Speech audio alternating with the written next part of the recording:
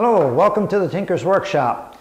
Today is, we're going to shoot, this is part 3 of the Solyslva CNC machine enclosure build.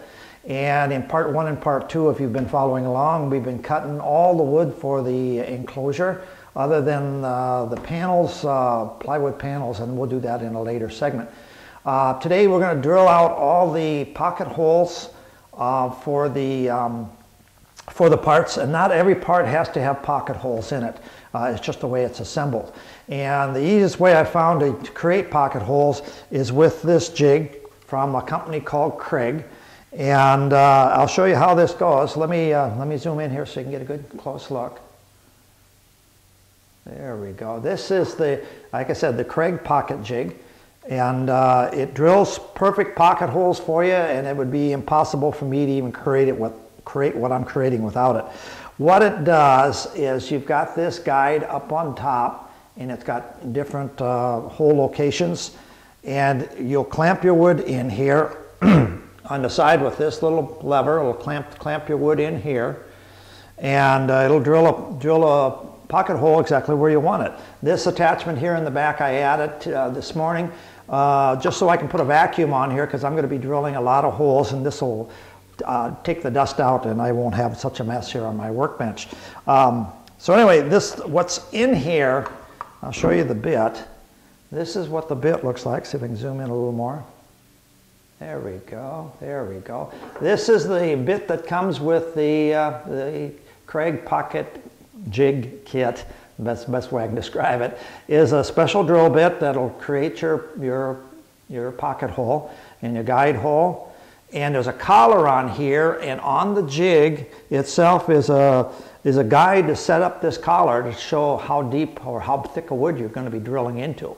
But no matter, it says every time you do this, you drill a pocket hole, it's perfect every time. It's perfect alignment, and it makes it so much easier to create what you're making.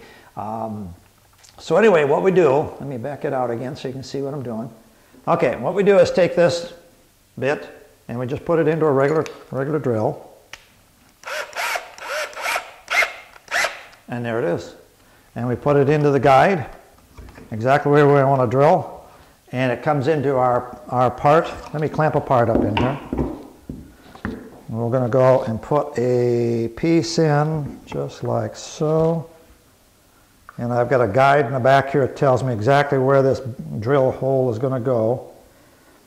And we'll pull the lever, and there it is, nice and solid. It ain't going to come apart. And we put a drill in this guide, and that looks pretty good. And we'll drill it.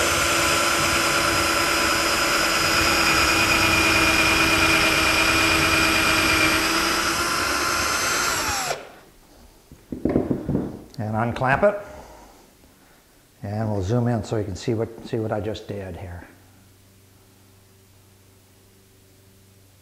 And look at that, just the perfect pocket hole that's in here, and it won't come through, but the screws that come with the kit are self-tapping, and so you won't crack your wood. And I've made a lot of different projects here at the workshop with this jig and with this setup, and I absolutely swear by it. It's just a wonderful, wonderful machine jig setup. So anyway, today we're going to be drilling a lot more holes, and I'm going to videotape the whole process here, and you'll see I've got, I don't know, I got a dozen parts sitting here, and I've probably got another couple of dozen yet to drill out. But this is how it works, and we'll go through the day here through this video and show you all the different parts we got to drill out. Also with some of the other parts I've got, probably, let me look at my bench here. I got another 8, looks to be about another 8 parts is all that have got to be drilled out on the drill press, and they're just a straight hole. I don't need pocket holes on that, so I'll drill those out today.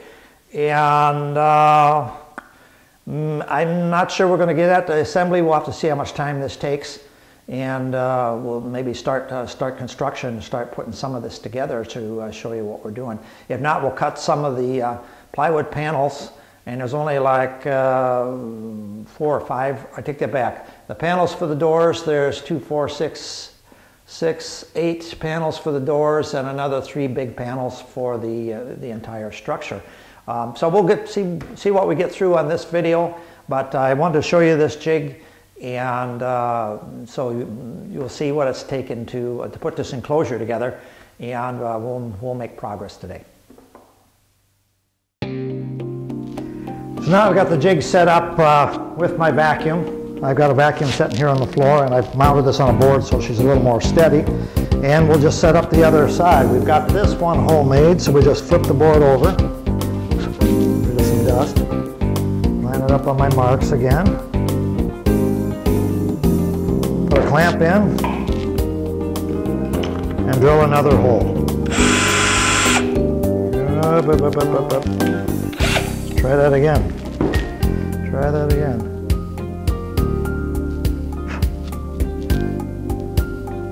There we go. Get it on the right mark. There we go. There we go.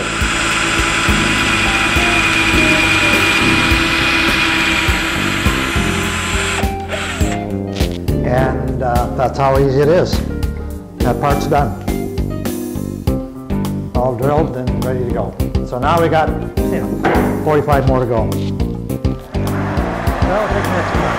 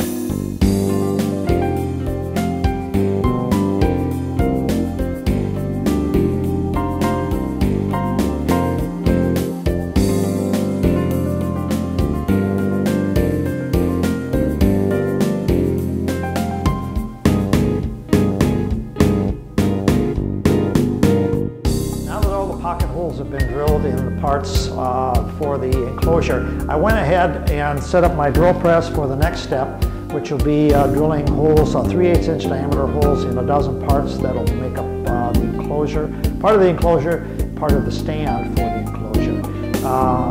By the way, the number of holes, pocket holes that had to be done were 76. So that's quite a lot to get done. But with the pocket jig, it made it very quick and easy to do. So anyway, let's get on to drilling these parts out for 3/8 inch diameter holes.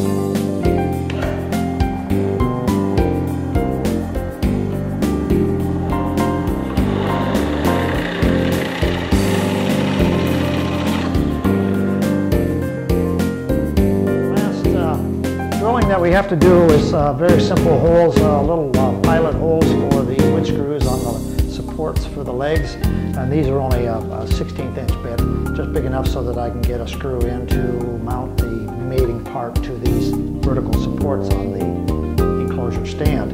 So we got the drill press set up, so we'll drill these out real quick and then we'll be done drilling.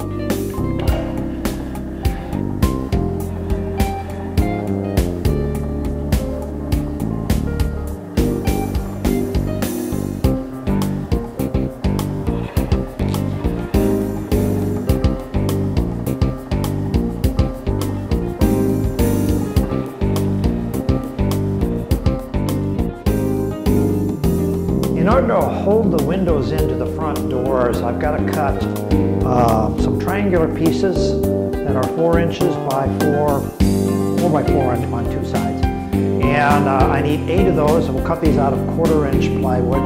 And so we'll do this on the bandsaw.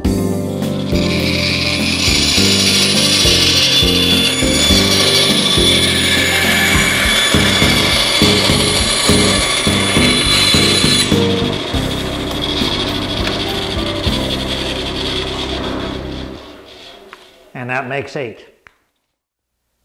Well, that's about all the time I've got here today at the Tinker's Workshop to work on the CNC enclosure. Over the last 3 videos, you've seen me make a lot of parts using a lot of different tools, and I hope you've learned something and have been educated, got an education, or at least amused at my efforts to make this enclosure. In part 4, I'm going to start the assembly, and this will be very interesting. It'll start taking shape, and all the parts I've talked about in the last 3 videos will start to make a little more sense, I hope. And so check back in on the Tinker's Workshop, and you'll see the progress I've made in part 4, and I'm sure we'll have more parts after that because I'm not going to get it done in one video take. So check back in, and you have a good day, and